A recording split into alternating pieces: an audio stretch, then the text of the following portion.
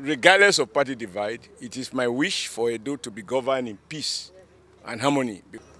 What I read, if it is I was referring to, about somebody going to court to complain about, quote, suspicion about being impeached, I don't know how courts adjudicate over suspicion.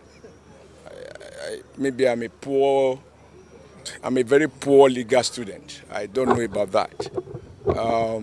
But let me say this. To say that somebody wants to run to APC is not a rehabilitation center. I can tell you that for free. We in APC, we are satisfied the way we are. We are happy in opposition. And we are not about to receive people who are coming because they have lost out. No IDP cap in APC.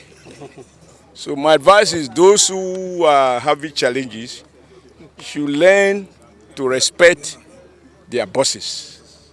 And many of you will attest to this, and that is what gives me joy.